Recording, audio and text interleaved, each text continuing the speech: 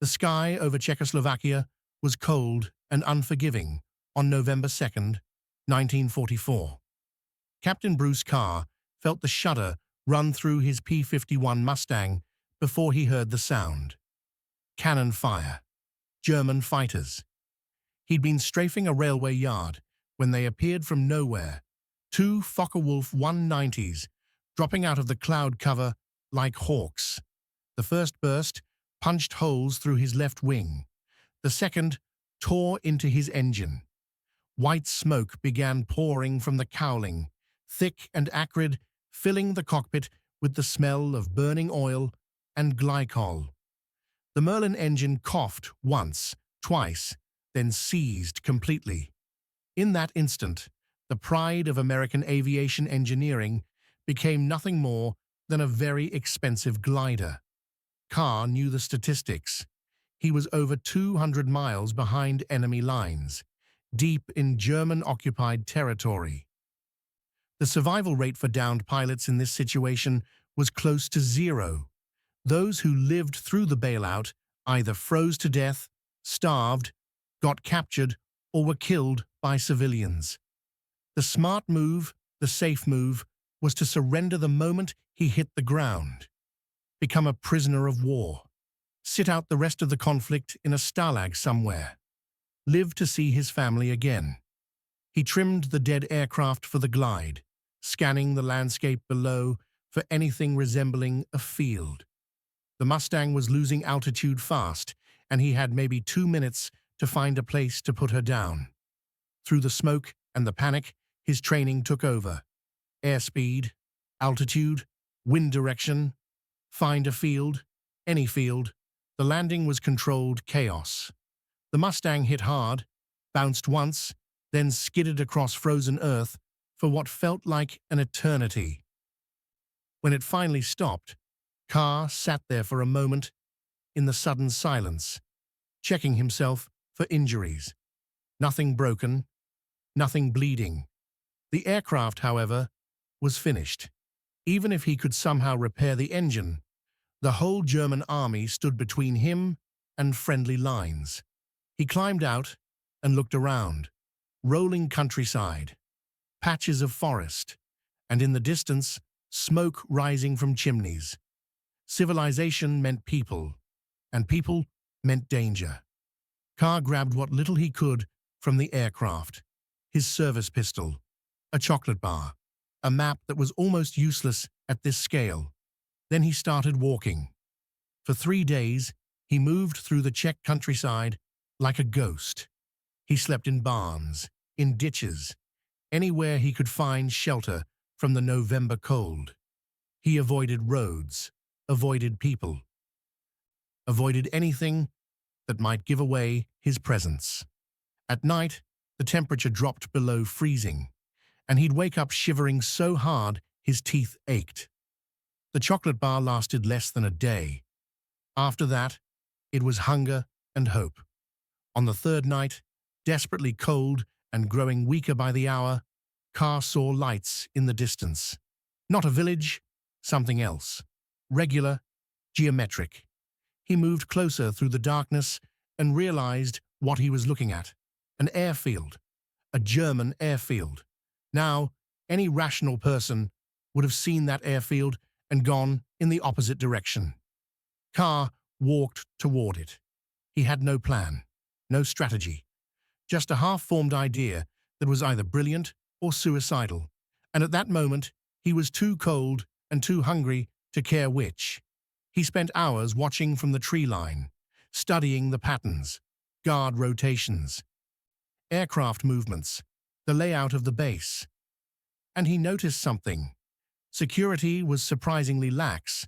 This wasn't the front lines, this was rear area Czechoslovakia. The guards were cold and bored, going through the motions, probably convinced no Allied pilot would be crazy enough to come anywhere near a Luftwaffe base. They were wrong. Just before dawn, when the guard rotation changed and there was a brief window of confusion, Carr moved. He didn't run. Running attracts attention. He walked across the open tarmac like he belonged there, like he was just another Luftwaffe mechanic heading to work early. In the pre-dawn darkness, wearing his leather flight jacket with the collar turned up, he could have been anyone. The fighters were lined up on the hard stand. Focke-Wulf 190As, the same aircraft that had shot him down. Beautiful machines, in their own way. Radial engines, wide track landing gear. Fast, maneuverable, heavily armed. Carr had studied recognition silhouettes of German aircraft countless times in briefings. Now he was about to get a much more intimate education. He chose the aircraft on the end, the one farthest from the guard shack. The cockpit was unlocked. Why wouldn't it be? They were in the middle of a secure German airfield. Carr climbed in and pulled the canopy closed behind him, and for the first time in 3 days, he felt something resembling warmth. Now came the hard part. He was sitting in an enemy fighter he'd never flown, with instruments labeled in German, controls in unfamiliar positions, and absolutely no instruction manual. Outside, the sky was beginning to lighten. In maybe 30 minutes, this airfield would wake up, and his window of opportunity would slam shut. Carr started with what he knew. Aircraft are aircraft. They all have the same basic functions: throttle, stick, rudder. The rest is just details. He found the fuel selector, the magneto switches, the primer pump. The 190 had a BMW radial engine, completely different from the Merlin in his Mustang, but the principle was the same: fuel, air, spark. He hit the starter. The big radial coughed once and died. He tried again. Another cough? Come on, he thought. Third time. The engine caught, belched blue smoke, then roared to life with a sound that must have echoed across the entire airfield. There was no time for subtlety now. Carr released the brakes and shoved the throttle forward. The Focke-Wulf lurched ahead, picking up speed. Through the canopy, he could see figures running. Guards pointing. Someone bringing up a rifle. He kept the throttle pinned and aimed for the runway. The 190 handled differently from the Mustang. Heavier. More torque from that massive radial engine trying to pull the aircraft left. Carr compensated with right rudder and kept accelerating. The tail came up. Airspeed building. 40 knots, 50, 60. Someone was definitely shooting now. He could see muzzle flashes from the guard tower. 80 knots. The 190 wanted to fly. Carr eased back on the stick, and the aircraft lifted off into the dawn sky. He was airborne, in a stolen German fighter, over occupied Czechoslovakia, with exactly zero idea how to navigate back to Allied lines, and only the vaguest notion of how to operate the aircraft he was flying. The landing gear. He needed to retract the landing gear. In the Mustang, it was a simple lever. In the 190, he had no idea. He started flipping switches, trying to read German labels while also flying the aircraft and watching for other fighters. After what felt like an eternity, but was probably 15 seconds, he found the right control and felt the satisfying thump of the gear coming up and locking. Now, navigation. Carr knew roughly which direction was west. West meant Allied lines. West meant home. The compass in the panel was at least universal. Numbers instead of words. He banked the Focke-Wulf onto a westerly heading and dropped low, just above the treetops. If there were other German fighters in the air, he didn't want to be spotted. And if there were German anti-aircraft guns below, he wanted to be moving too fast and too low for them to track.